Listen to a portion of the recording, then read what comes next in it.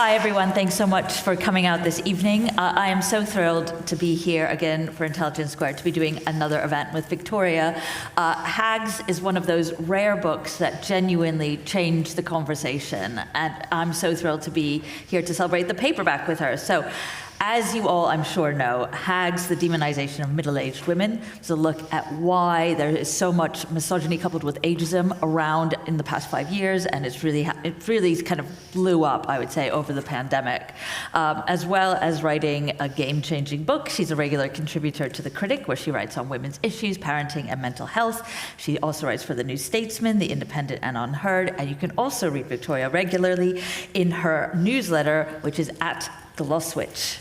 And joining Victoria as my token hag commentator is lovely, very unhaggish Sonia Sodha, chief leader writer at The Observer and a Guardian Observer columnist, and just all-around brilliant person. So thank you both for joining me today.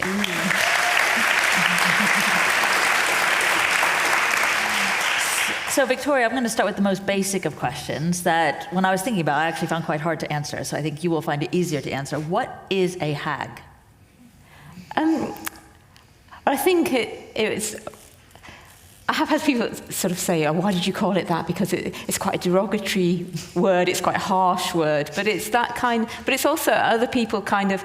It's a word that I've seen being used in quite a lot of. But there's Sharon Blackie's Haggitude. There's a short stories book called Hag as well, and it's that kind of mix of an older woman who is, on the one hand, you could say powerful, but also feared. And it's that kind of mix of the witch, sort of this kind of ugliness, but also strength. I was trying to capture this idea that you have this sort of tranche of women who are being misrepresented, disliked, told that they need to kind of back away from public life, but actually they have so much to say and so much to contribute and so many experiences as well. I mean, the first time I'm quite a slow learner, and the first time I really realized how much people want to hate on middle-aged women, it was during lockdown, and I wrote about the term Karen and how ageist and sexist and weirdly race-based this term was, where it was just mainly about white middle-aged women, and it's just a really quick and easy way to dismiss them. You're such a Karen. And the hate I got from writing about this just astonished me. You addressed the whole Karen thing in the book. Yeah, and I did feel quite uncomfortable writing about that, because you had this kind of two strands that it was originating from. One as a kind of a shorthand to legitimately criticise racism in white women, but then this other kind of, it started as well on this Reddit thread of a man just criticising his ex his and girlfriend. And it's this kind of, and criticising Karen became particularly tricky, as you'll know from writing the article, because the whole thing about Karen is she complains. So if you complain about Karen, you're a Karen. And I think Sarah Dighton described it, it's a finger trap insult. Yeah. You can't kind of get out of it. And it struck me as it's really dangerous to stigmatise complaining in women, particularly because so often we're taught not to speak out, told to just tell ourselves we're okay with things, taught not to make a fuss. And I was seeing more and more that the women were, particularly in 2020, when I think, was it The Guardian declared Karen the word of the year? And I'd see I read an article, I think it was about traffic control or something, but the journalist who was female had put I don't want to be a Karen about this. God. And then I saw someone on Twitter who complained about a newspaper running an obituary of Peter Sutcliffe being called a Karen for it. And it was just it's become any complaint makes you a Karen. And yet it's done with this kind of, but it's social justice, because we're actually, this idea that actually we're only attacking these middle-aged women who punch down by attacking poor service staff or attack people who are really defenseless and marginal. And actually it wasn't, it was just the idea of complaint. Well, it was also very race-based, is kind of what it came to. I mean, Sonia and I talked about this, I remember during lockdown, it was this whole idea that white women endanger black men. If they speak up, then that is a threat. And I mean, I don't. It felt like it's a safer thing to complain about women than it is to complain about men. But this whole theory that kind of grew up in the wake of George Floyd, that white women are the most dangerous kind of group to people of color, was just astonishing to me. And it's damaging for all women. Yeah. So I've been called a white feminist because it's actually got nothing to do with your skin colour. It's to do with whether you adopt a certain way of unfashionable feminist thinking. So I do think that the term white feminist is used to disparage older middle-aged women of colour who actually dare to think differently and dare to think differently than white men think that women of colour should think.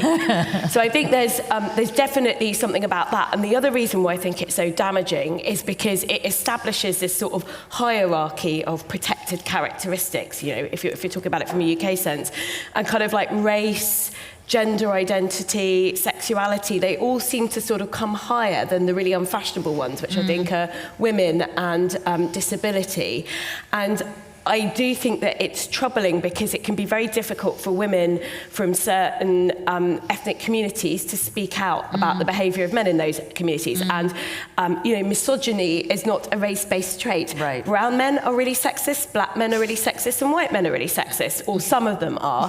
And there is sexual violence against women right across all these communities. And I actually think sometimes by setting up that hierarchy, you can make it feel like women, actually Asian women or black women, they can't speak out about what goes on in their own communities because they're sort of almost being disloyal. And there's almost a sense created that because Asian men and black men are oppressed because of their race, you shouldn't call out their sexual violence and their violence against women and their misogyny. And that is so disgusting and wrong, and it harms Asian and black women as well as white women. I feel so strongly about it. Yeah. And also it became, as the three of us have experienced in terms of talking about gender, a very acceptable way for a certain kind of man to be rabidly misogynistic. So I wrote a piece, I think it was also during lockdown, when I saw that Pixar film Soul. And there's that whole bit in it where there's the Tina Fey character who plays a really annoying soul who I think is going to Earth or something, I can't remember. And the man who's going up to heaven but isn't yet is played by Jamie Foxx, and the soul is Tina Fey, and he says to her, why do you have that annoying voice? And she says, as this amorphous soul, it's a middle-aged white woman and it's the most annoying voice there is. And he said, yes, you're right. And this is like a Pixar film, like Pixar, Toy Story, for God's sake. And it's just become a really easy way for left-wing men to, first of all, show their bona fides and also to like beat up, because it's like, oh, privileged middle-aged white women, like everyone hates them, right?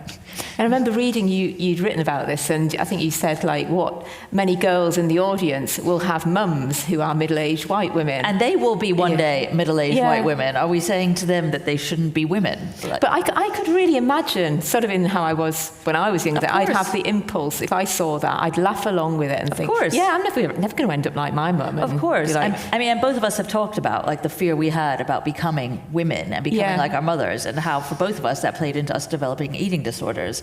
I mean, this message to young girls to say that being a woman is the naffest and most embarrassing thing you can be is so completely mental. It's like, can you imagine yourself as a middle-aged woman? That won't... I think I kind of had this idea that, like, logically I knew I'd be a middle-aged woman because that's how time works, but it's kind of, but I wouldn't be like them. And I think that's one reason why I sort of mention Edwin Rich quite a lot, because Of Woman Born is a book that really affected me quite deeply, what she writes about matrophobia and this fear of turning into the mother. And when she writes about, you know, I looked at my mother and thought, you know, I'll have kids, but I'll do it differently. It'll be completely different. And I thought, God, I thought that as well. Yeah. And she was thinking that just when I was born. So it's like, God, women have always thought that. And it's really it's so kind of depressing that you're not wanting to form this connection. You're wanting to shoot off in a different direction. I don't think boys feel that way about their dad. You know, they don't look at them with disgust or just like, I will not be like that when I'm older. Whereas girls are just like, there is a kind of fear of becoming your mother in the way there isn't a fear of becoming your father, I think. And I think it's kind of endorsed by just all these cultural messages that female aging is taboo. And just like simple things like if you go into Boots, the Superdrug, there is so much more there's so many more products there to combat female aging than male aging. You know, if you came from outer space, you would obviously think female people have more of they must age in a really disturbing way and men don't. But it's just more taboo for us to even look older. And you talk about the 3 Fs in the book. So what are the 3 Fs? So fertility, femininity and fuckability, and this kind of idea that it's this idea that the idea of woman is so much shaped by what men want from women. Well, it's how she's perceived. She's just the, she's just the object. And then sort of if a woman sort of doesn't exemplify these things, if she's aged out of being deemed fertile or fuckable, if she behaves in a way, and I think this is particularly true, I think, in a way that a lot of leftist men respond to outspoken women. If she's not being feminine, then it's just a bit like, what are you even here for? Like, what's your purpose now? Yeah. It's kind of, why aren't you listening to me? Yeah. I mean, I don't know about the two of you, but I've definitely felt that I felt able to speak up more the older I got. And I don't know if that's because I never thought my face was my fortune, but I no longer felt tied by these notions of how I should be feminine. I mean, I was like, I'm 45 and this is what you get. But the older I get, I've definitely been more aware of this stuff, and also I've definitely been happier about displeasing people and saying things that will make people angry. I just don't care anymore. It's like a muscle, isn't it? I think once you start using it, you start to realise just quite how irresistible it is. And so, the first time I wrote pieces where, and I guess some of my most controversial pieces have been about gender and sex, which all 3 of us have written about, and also sometimes about race as well. The first time you write something that people on your own side don't like, it's pretty scary, actually. Yeah. But after a while, I think you just, A, you get used to it, but B, you're like, actually, I really like exercising my right to say what I think is right. And if you don't like it, tough luck, basically. Victoria, do you think that what's changed now is that we're seeing so much misogyny from the progressive side? Or has that always been there and it's just become more obvious as we've gotten older? I think it's kind of always been there in terms of, sort of mentioned in the book, that, this idea that some of second-wave feminism was prompted by misogyny on the left, that women were being told to wait their turn and they could, and a woman's place in the revolution is prone, and those kind of really misogynistic messages. And then, Robin Morgan's like, goodbye to all that. And also Rich writes about it, this idea that, there's this idea that men are going to have this revolution, but they're not going to lose their privileges. They're still going to they're still going to have as much sex as they want. They're still going to have as many babies as they want. They're still going to get all the goods and services from women that they got before. But somehow, because we'll live in this utopia, women will be just happy to give in the same way, and that they don't have to kind of make those sacrifices. And I think that expectation is quite consistent. But I think in recent years, maybe partly as kind of a result of online culture and places like Twitter, men have found slogans and terms to use that enable them to say things about women that they couldn't say before. And sometimes it feels like it's been really pent up, like I've been so good all these years, like I've been really I'm really anti. I think being pro-abortion rights, I so often see this held up as like, how can I be a misogynist? I'm pro-abortion. I'm such a nice guy. As if that is just, if I offer you that, like, I'm allowed to say whatever I like. And and it's this, but then it's also held as this kind of, particularly in debates on sex and gender, it's almost like, if you don't agree with me, you're going to lose your abortion rights. Yes, right. But I do feel like there are terms, and Karen has obviously been one of them, that suddenly, like, if I use this term, it's not sexism, because I don't mean all women, I'm being progressive. I just don't like the women who punch down. And that's what differentiates it from like Harridan or Shrew, right? Yeah. It's like a very specifically middle-class, middle-aged woman who moans and gets someone in trouble. Is that kind of... It's like I've got teenage sons, and I found one of my sons, he and his friends watched the film A Christmas Karen, which... A Christmas Karen? It's a version of A Christmas Carol in which a woman called Karen is visited by the ghost of her former boss, Jackie Marley, and is taught she's got to learn she's been a real Karen and she's got to learn the errors of her ways. Wow. And it's just like, my sons are... This film sounds awful. Yeah. Who's in it? I don't know. Apparently, I was talking to them. Apparently, there are even two versions of it or something. Wow. But my sons are white middle-class boys, and and I don't think, and it, in a way, the kind of thing they're watching is like, it's like mocking a shrew or a harridan in the way they would in kind of 70s or early 80s sitcoms, whereas I'm not sure they would have been as into that, but it's acceptable to kind of... Well, it's just another version of the mother-in-law joke, isn't it? Yeah. Like the annoying, nagging woman. Like nothing's really changed. Yeah, and I know that when they watch it, it's not out of some great social justice concern. Sorry. Oh, no. So I just wanted to chip in with one thing about kind of the left-wing brand of misogyny, because I would agree that it's always been there, and I've written about how sexist I found the Labour Party, for example, when I worked for the Labour Party in the early 2010s. And I imagine you speak to a woman from any era of the Labour movement, and she'll be able to tell you about misogyny there, and also particularly in the trade unions, I think. I guess there's a couple of things that I think that has changed in nature. So I think Victoria's absolutely right. I think there's social media. I think the sex and gender debate has given men on the left a license and a label to sort of basically attack women while feeling good about themselves. And then I think the thing about misogyny is they're right across the political spectrum, but I think the thing that makes left misogyny quite sort of dangerous in some ways is that because some of these men brand themselves as good people and as saintly people, it kind of makes their misogyny even more pernicious in some ways, because they're like, but we're great and we're the saints here and we know the way the world should be and you're kind of the evil old witches. So I do think that, it's different, I think, the kind of misogyny you see on the political right and the political left, but I don't think the misogyny you see on the political left is any less harmful or damaging. Oh, yeah. And in some ways, I think men on the left are, they just believe they're too good to be prejudiced against women, when a lot of them are. I mean, there are those men on the left, like, I'm going to try not to be libelous here, someone like Galloway or Livingston, which is quite old school, hard left, that kind of sexism you saw in trade unions in the 1980s in this country.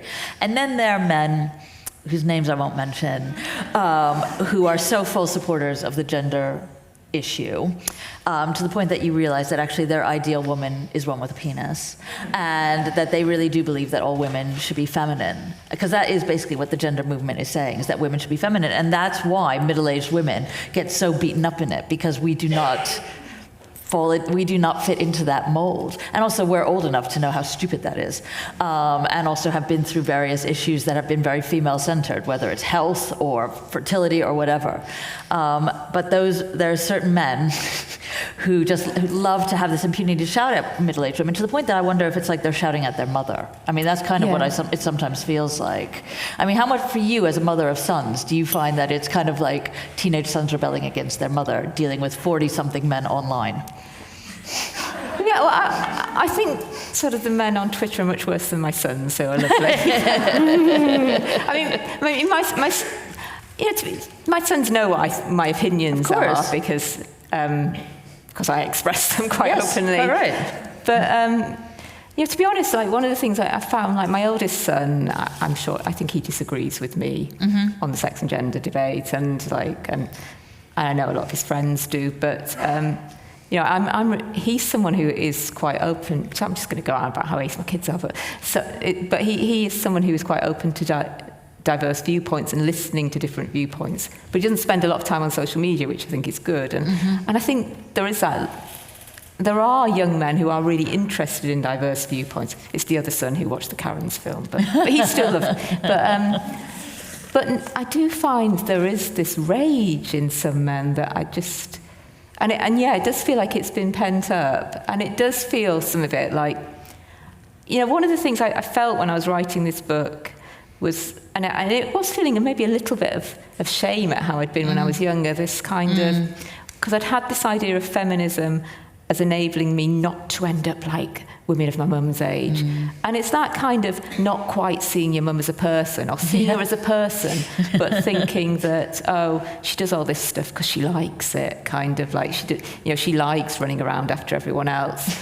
And that kind of, also that kind of thing where, I mean, I've got these very distinct memories when I was younger of kind of male family members mocking female family members teasing the mum for being obsessed with cleaning, or like, got to be nice about this tea or your mum will go off on one. You know, those kind of messages. Totally. And kind of you're siding with the men and thinking, I'm never going to be a woman who's like treated like that. You know, and it's this kind of like, you kind of cut yourself off. And I sometimes feel like that the men who kind of rage at women have never really got beyond, you know, there's a real lack of empathy for, well, it's a lack of empathy for women in general. And I think, but it manifests itself differently because younger women, it's kind of, they can perceive a use maybe more. Yeah, and they're more docile and people-pleasing. Like, I certainly was when I was younger. I was too. Yeah, I mean, I'd have been terrified of disagreeing with someone like Andrew Neil or whatever. I would have just like giggled along or whatever when I was 25 years old. Sorry, Andrew. But no, I agree. And I also think that it's very telling to see the middle-aged men who I see shouting at you two, and also me, online, how uninterested they are in our experiences, why we think this way about the sexism against middle-aged women, why we think this way about gender activism. They just would prefer to write us off as bigoted old hags who've been brainwashed by the right. That I find completely fascinating. I mean, Sonia, you've had to be writing quite strong leaders on The Observer. How much reaction do you get from men on the left? Oh, plenty. I think it's fair to say, although I think it's interesting because I think it has shifted since I first started writing both leaders and columns on this subject. I mean, it was really extraordinary. Like, I mean, I was shocked by it at first. So, you know, we did a leader at The Observer, I think it would have been about 2.5 years ago now. It was probably the second leader we did on gender and sex issues. The first was on, you know, puberty blockers and the Keira Bell case. But the second was really, there'd been this wave of women getting cancelled, and then Jess Duvall's had her art taken away from the shop at, I can't quite remember. Royal Academy. Yeah, exactly. Yeah. Thank you for helping me out there. So we wrote a leader, which you would think would be really uncontroversial coming from a left liberal newspaper, saying, you know, women have the same right to free expression as everyone else. This is, you know, it's a contested but live political debate. There are multiple competing perspectives. We didn't even say at that point which side of it we were coming down on. And no one really deserves to lose their job over this. And it was honestly the most controversial editorial I've ever written. Like the feedback we got online that, you know, was sent into my editor. I mean, you would have thought that we'd have written some kind of hate manifesto or something. It was just extraordinary. It has changed now, so it's not.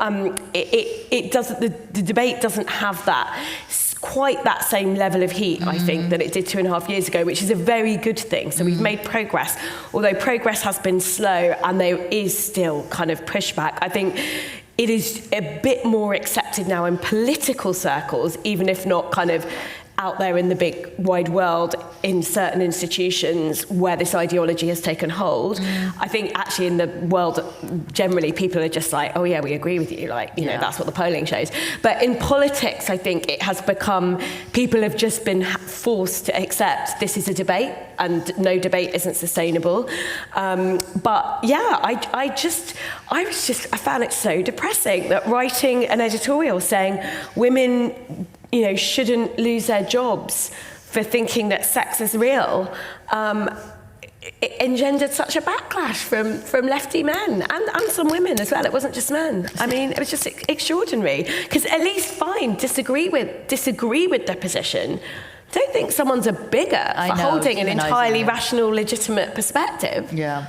I mean, the thing I think is so brilliant about Hags is just the timing was so perfect because there was this double-pronged attack on women who dared not to die after 35.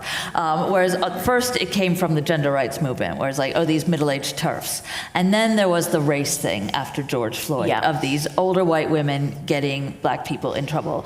And I have this theory that before that, like if we look back on 2010, 2012, 2013, like we all have seen those shows that look back on how we depicted race in shows like Little Britain or Disability. And, you know, you're kind of shocked at what, you know, actually we were all watching or consuming then. And so, okay, so fine, we can now be careful about that, but we still have to hate someone, so let's make it middle-aged women, it seems to me. I don't know, I mean, you've been looking at it more deeply than me, Victoria. Well, yeah, as I mentioned in the book, like, in Little Britain itself, it had the WI, they stopped being labelled WI after WI complained, but it had two middle-aged women who were, the joke was that they were the bigots. And you had this show in which they were surrounded by like men in fat suits and black-faced and being transphobic and being so misogynist. I mean, homophobic. So homophobic, which is so weird.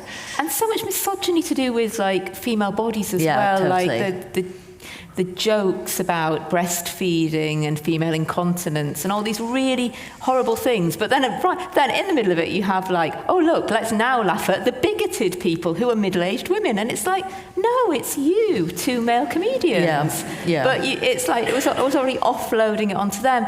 And like, you know, and now I think, you know, they've apologised for Little Britain, but I don't think they've specifically apologised for those kind of... No, of course not. I don't think they've apologised for the misogyny. No. And apologised for homophobia and racism or something, because those are the cool prejudices to apologise for. No one needs to apologise for they're still offloading the idea of bigotry onto middle-aged women, because like...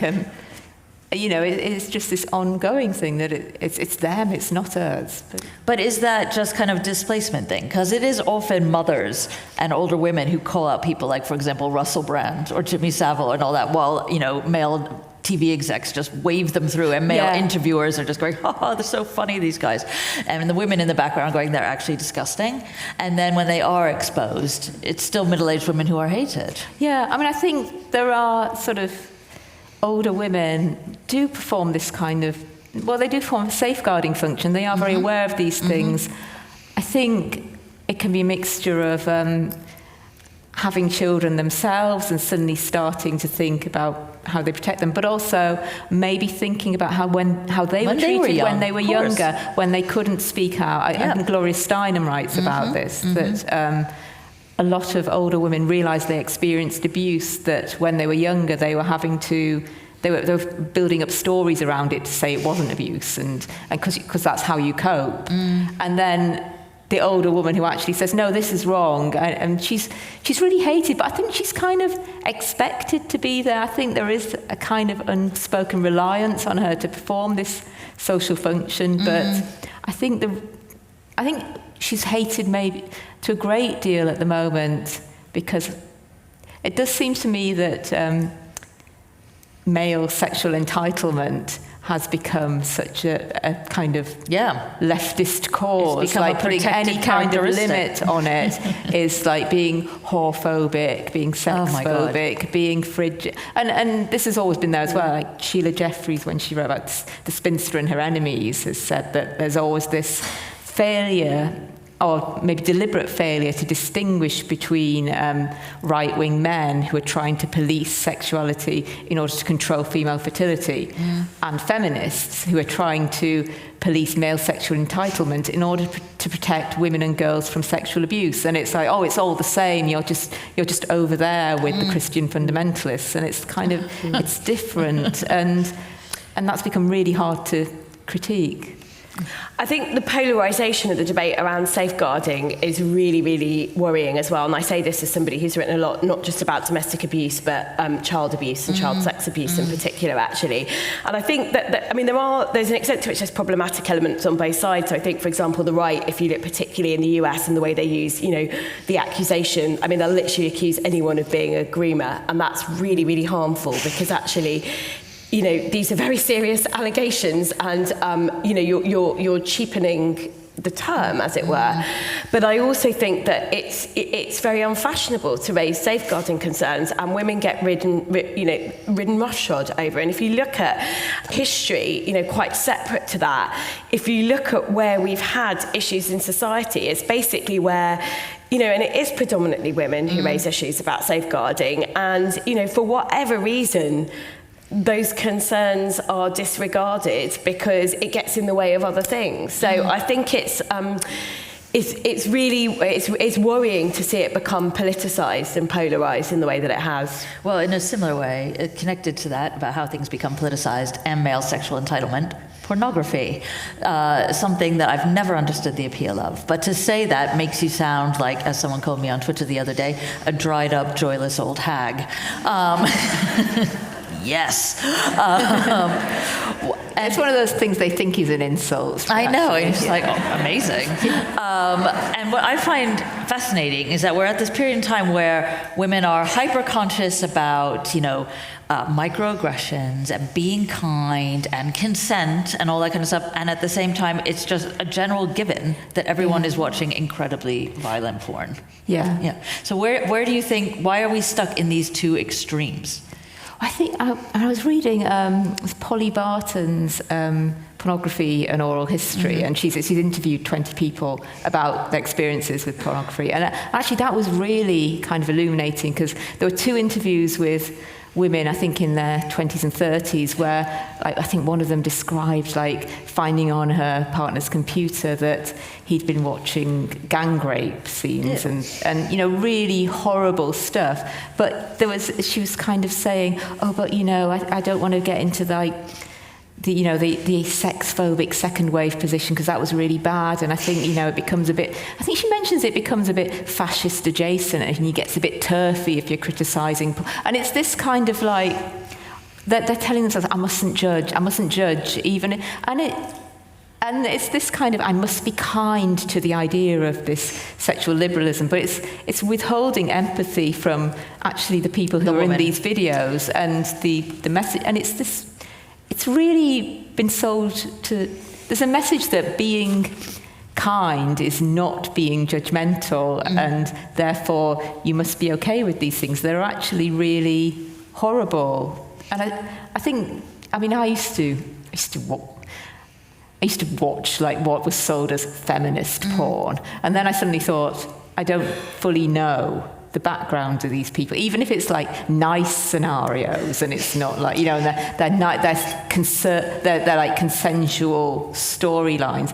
It just suddenly struck me as getting off on people enacting these things, and you just don't know the background, and it suddenly struck me as really, really disturbing. But that's meant to be a terrible opinion that makes you a bad person who's denying people agency. You are repressed or something. I just think don't people have imaginations? Why? Don't you want to remember? It's really weird that it's kind of almost this human right, that it's it would be a terrible society if we. But yeah, you can think of You can use your own mind. Yeah. The kindness thing is so funny, because I find that be kind always means be kind to men. Yes. So there was that whole thing with Rupert Grint saying, after he slagged off J.K. Rowling, the woman to whom he owes his entire life, I just want some kindness out there. And I remember when we first started talking about this, I think it was you and me really in the early days, Victoria, and also Helen, Lewis, and Sarah. And you would get these men online telling us to just be kind. Yeah. How dare we say that males shouldn't be on women's sports team or whatever. We need to be kind. You think, but who are you being who's being kind to the other girls on the sports team? It's somehow be kind to men. It's become a great hashtag for men. And I think there's also this way in which girls are conditioned to be kind and, of course, compassionate and giving. And there are all these kind of different narratives that are used to promote it, sort of either religious ones that say that women are just helpmeets and second, or we've had sort of the neuroscience ones that say that women are just naturally empathetic and men are kind of systemized. Sorry, I've just really. And then you have this kind of social justice one that it doesn't acknowledge that men and women aren't at the same starting point. Women are already giving a lot of kindness. They're already paying a lot of them. I think you can spend a lot of your time tiptoeing around male feelings, and it's just not noticed. All that's noticed is when you fail to cater, when you say something a bit out of line. And, it's like the housework, and no one notices you're doing it until it's not done. And it's that kind of, all the kindness that women deliver sort of disappears down a black hole. But it's always noticed when it's not there. And I think with the sex and gender debate, women have been really kind. You know, one of the things, like women decided, okay, you don't like being called men, we'll just use the word male. And then it's like, no, you're not using male. You will literally be sacked from the BBC. Yeah, and it's just like, well, what words can, well, you can't have any words. And it's kind of...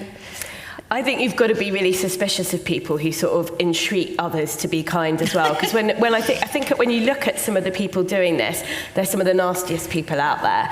And there is a particular brand of left-wing identitarian politics that is incredibly nasty, that divides the world into good and evil. If you think like me, you're good. If you disagree with me, you're evil. Being kind is thinking exactly like me. It's actually really harmful and nasty. And some of those people are the worst people online. So, Indeed. you know, you Always. have to treat them with suspicion, I would say. And it's interesting about the women who they do think are kind. I mean, it's always the young women and the women who are basically saying what they want, what the men are already saying. The women who agree with them. Exactly. And it sort of reminds me of kind of, I don't know, if you see a husband who's like treating his wife badly and he'll go like, the wife doesn't mind, she finds it funny, she finds it funny. You know, this is kind of like, my mates don't, I've got female friends, they don't find I'm sexist kind of thing. And it's, maybe they can't, they know how you treat women who disagree with you. And But it's also this kind of, we're on the right side of history, we all have the right opinions. It doesn't seem to acknowledge change and that your opinions change as you go through life. It has this whole like, there's this tranche of women who have the bad opinions and they'll die soon and they'll never exist again. There'll never be women who really think the female body and the female life cycle are important and care about safeguarding again. They'll just disappear off the planet and then women will disagree they'll die with us out. again. Those views Even are though dying there out. are plenty of young women who do disagree Of course. with I love seeing it. and do want to form connections across generations as well. And also, they know that older women have gone through things they haven't gone through yet. I mean, it made me laugh so much when a certain high-profile, progressive, left-wing male columnist wrote online that TERF views are dying out. And I was like, as long as there are women, there's going to be women who realize that women have bodies. I think it was Helen Lewis who said at some point that it's so interesting when males say they want to be a woman, it means, you know, have long hair and heels and dresses. It never means take a pay cut and don't get to say anything in meetings. So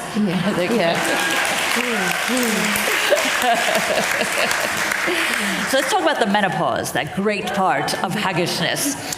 I mean, people keep saying no one's talking about it. As far as I can tell, every single person is talking about it, and they all have podcasts about it too. And I'm not criticizing. I mean, that is just a fact. Is it now being treated as a disease? Should we go back to looking at it as just part of the female experience?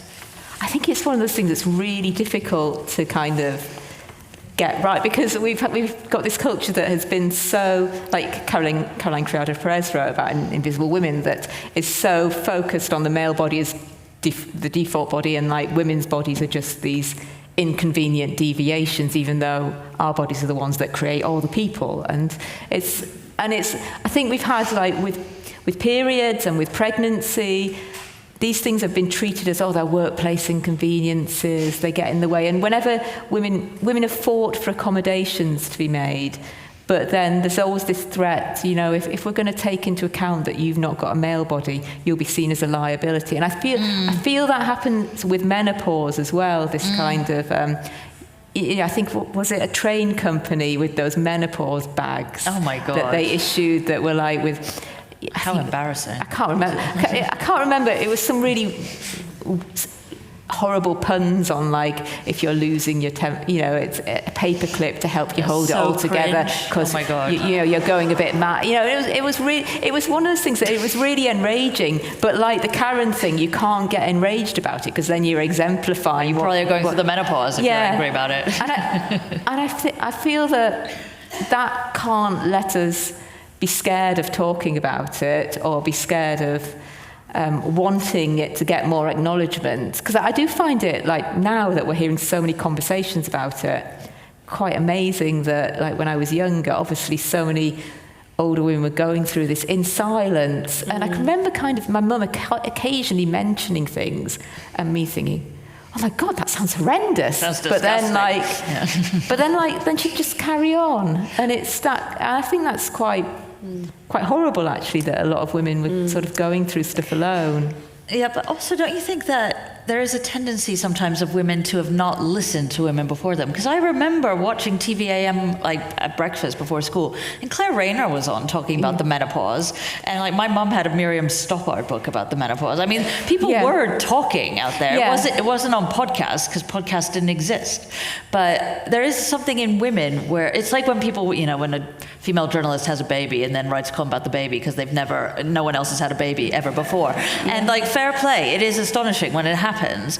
But also you think, this is because you didn't listen to older women before because you thought they were naff and embarrassing. Yeah, I think that's the kind of experience I had when reading Adrienne Rich, thinking, oh my God, she saw all the thoughts already that I thought. And I think, you know, and when I kind of got into writing through mummy blogging, and I think there was a kind of drive, certainly in me, as wanting to write about, I did write quite a lot about my kids when they were little, and it was this kind of like... I mean, that's what's in your head. I mean, that's fair enough. But it's also this kind of like, I'm going to have this blog that shows I'm not like all the boring mummies. I'm going to have strong opinions. And of course, like, no, all the mummy bloggers are like that because because women all have, you don't become someone who just stops having opinions and a complex inner life because you've had children.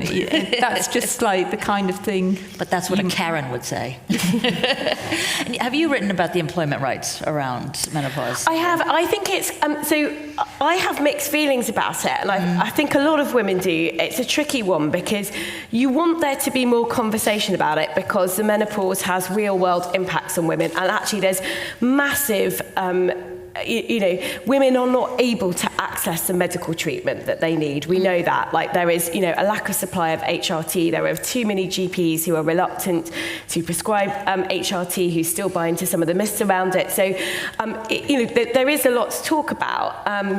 Although I think probably the way that employment law is structured at the moment, if you are suffering the ill effects of menopause, it is kind of covered in your existing legal rights.